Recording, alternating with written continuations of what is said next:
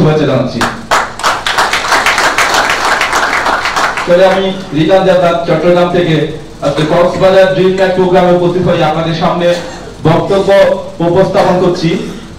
যোগ্যতা বলতে 2014 সালের ফেব্রুয়ারি মাসের 2 তারিখ আমি এক্সিলেন্টে জয়েন করার সুযোগ পেয়েছি। আমার সম্মানিত আপলাইন, যিনি আমাকে অত্যন্ত ভালোবাসেন অনেক আগে থেকে, যার পরামর্শ, যার বিভিন্ন ধরনের দিক নির্দেশনা আমি কিন্তু সবসময় আমি মাথা পেতে নিই যে কোনো জায়গায়। তিনি আর কেউ নন, যিনি আমার একটু আগে বক্তব্য নিয়ে গেছেন company coming soon GM mister Suman Chowdhury. Please big hands ওনার জন্য একটা, যিনি আজকে আমাকে সুযোগ করে না দিত, তাহলে আমি আপনাদের মতো অনেক বিজ্ঞানের সামনে এসে কিন্তু দাঁড়িয়ে কথা বলার সুযোগ পেতাম না। তো আজকে কিন্তু কক্সবাজার ড্রিম নাইট প্রোগ্রামে, যেটা কোম্পানি অনেক আগে থেকে স্বপ্ন দেখে এবং আমাদের অ্যাসোসিয়েটরাও স্বপ্ন দেখে যে একটা ড্রিম নাইট প্রোগ্রাম হবে, কবে হবে, কিন্তু সেটা আজকে সেই ক্ষমতা, সেই মহেন্দ্রক্ষণে কিন্তু আমরা উপস্থিত হয়েছি এরকম একটা জায়গায়, হোটেল সিগাল, যেটা বাংলাদেশের কক্সবাজারের মধ্যে একটা 5 স্টার হোটেল, ওরকম একটা হোটেলে আমরা কিন্তু প্রোগ্রাম করার যোগ্যতা অর্জন করছি আজকে আমরা এক্সিলেন্ট ফিসা মার্কেটিং লিমিটেড থেকে। তো আমি কিন্তু স্বপ্নের কথা এটাই বলবো যে কোম্পানি হাঁটে পাওয়ার পর আজকে কিন্তু 2 বছর পার করে কিন্তু 3 বছর পদার্পণ, যেখানে কিন্তু আমরা যখন বিজনেসটা শুরু করছিলাম তখন শুধু 2-1টা প্রোডাক্ট ছাড়া কোনো প্রোডাক্টই ছিল না। আমার মনে আছে সেই এক্সক্লুসিভ প্রোডাক্ট, যেখানে শুধু কয়েকটা জুস ছিল, বায়োলজি কার্ড ছিল, এইগুলো দিয়ে কিন্তু আমরা বিজনেস করছি মাঠে ময়দানে। আজকে কিন্তু এই কোম্পানি প্রায় 34টা প্রোডাক্ট কিন্তু মার্কেটিং করতেছি আমরা সারা বাংলাদেশে, এবং আস্তে আস্তে কিন্তু আরো অনেকগুলো নিত্য প্রয়োজনীয় প্রোডাক্ট কিন্তু আমরা কিন্তু উপস্থাপন করতে যাচ্ছি সামনে, যেটা আমাদের কোম্পানি ম্যানেজমেন্ট ঘোষণা করবে।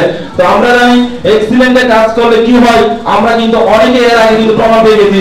বন্ধুরা, এক্সিলেন্টে আমি যদি কাজ না করতাম, আমার মতো ছেলে কিন্তু দেশের বাইরে ইন্ডিয়াতে গিয়ে দার্জিলিং, শিলিগুড়ি, কলকাতা গিয়ে কিন্তু ঘোরার কোনো সুযোগ পেতাম না। আজকে এক্সিলেন্টের বদলে কিন্তু আমি সেরকম একটা সিদ্ধান্ত নিয়ে কিন্তু আমি এক্সিলেন্ট থেকে আমি কিন্তু সিঙ্গাপুর, আমি কিন্তু দার্জিলিং, শিলিগুড়ি, আমি কলকাতা ঘুরে আসছিলাম শুধুমাত্র এক্সিলেন্টের কারণে। আমি আরো স্বপ্ন দেখি কোম্পানির সামনে ট্যুর, যেটা কিন্তু নেপাল ট্যুর হতে যাচ্ছে, সেখানে কিন্তু অনেকগুলো এজিএম এর সাথে কিন্তু আমাদের সেকেন্ড ট্যুরটা হতে যাচ্ছে। তো বন্ধুরা, আপনারা শুধু এক্সিলেন্ট করবেন, আমি বলবো যে শুধু টাকা ইনকাম করবেন সেটার জন্য না, এখানে কিন্তু যে বিদেশ ভ্রমণটা করার জন্য অনেকে কিন্তু পাগল, হয়তো অনেকে কিন্তু যেতে চায়, বিদেশে যায় কিসের জন্য যায় আমরা জানি, হয়তো কেউ যায় শ্রমিক হিসাবে কাজ করার জন্য যায়, অনেকে যায় চিকিৎসার জন্য, কিন্তু ইনশাআল্লাহ আপনাদেরকে গভর্নমেন্ট দিতে পারে এক্সিলেন্ট। আপনারা শুধু বিদেশ ঘুরতে যাবেন, বেড়াতে যাবেন, অন্যদেরকে দেখতে যাবেন, এক্সিলেন্টের বদলে আপনারা শুধু এক্সিলেন্টগুলো নিয়ে আসেন, যেখান থেকে আপনারা কিন্তু পৃথিবীর যে কোনো দেশ কিন্তু আপনারা ভ্রমণ করতে পারবেন। সেরকম একটা কিন্তু কমিটমেন্ট নিয়ে কিন্তু আমি কাজ করি এক্সিলেন্টে।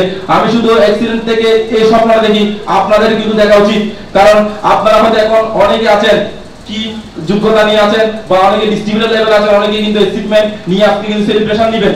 আমি কিন্তু একটা জিনিসে কিন্তু আপনাদেরকে কিন্তু একটা জিনিসও বলতে চাই, আপনি যদি এখন কোন অবস্থান আছেন, আপনার শিক্ষকতা কি, আপনার শিক্ষকতার যোগ্যতাটা কি, হয়তো আপনার কাছে সেটা কিন্তু হতে পারে, না হতে পারে। আমি বলবো এটাই, কারণ আপনি যদি কোন একটা অবস্থানে যদি চলে যান, সেখানে কিন্তু আপনার শিক্ষকতা যোগ্যতা নিয়ে কেউ কিন্তু প্রশ্ন করবে না। কারণ আমি একটা উদাহরণ আপনাদেরকে দিতে পারি, যেমন জাতীয় সংসদের একজন এমপি ছিলেন, যে একটু আগে আমার জুয়েল ভাই বলে গেছিল, যে মমতা, উনি কিন্তু জাতীয় সংসদের একজন কিন্তু সংরক্ষিত আসনের মহিলা এমপি ছিলেন। উনি মহিলা এমপি ছিলেন, কিন্তু ওনার শিক্ষকতা যোগ্যতা কি আমি জানি না, কিন্তু ওনাকে বিসিএস ক্যাডারের সর্বোচ্চ পদের একজন ক্যাডার কিন্তু ওনাকে সেলুট দিতে হতো। কিন্তু দেখেন, মমতা কিন্তু কোন বিসিএস ক্যাডারে কততম হয়েছেন আমি জানি না, ওনার শিক্ষকতা যোগ্যতা কি সেটা আমি জানি না, কিন্তু উনি কিন্তু তাদের সংসদের সংরক্ষিত আসলে মহিলা এমপি ছিলেন, যার কারণে বিসিএস এর সর্বোচ্চ পদমর্যাদার একজন ক্যাডার ওনাকে কিন্তু সেলুট করতো। আমি এবারে বলতে চাই, আপনারা এক্সিলেন্ট রেডি হয়ে যান, আপনাকে কেউ কোনো প্রশ্ন করবে না, আপনি কোনো প্রশ্ন কাজ করছেন, আপনি দিতে পারবেন, শুধুমাত্র আপনি এক্সিলেন্ট রেডি, এর জন্য আপনাকে সবাই সেলুট করবে, আমাদের এক্সিলেন্ট রেডি। সেই জন্য আমি আপনাদেরকে বলতে চাই, আপনারা শুধু এক্সিলেন্টে লেগে থাকেন, কাজ করেন, আপনাদের জন্য অনেক কিছু ওয়েট করতেছে, যেটা মমতাজকে যেভাবে সেলুট করছিল, সেই জন্য আপনাদের জন্য এরকম একটা দিন ওয়েট করতেছে। আমি আজকে বিশেষ কিছু বলবো না, সামনে দেখা হবে বিজয়ের মঞ্চে, এরকম অনেকগুলো স্বপ্নের কথা নিয়ে। ধন্যবাদ।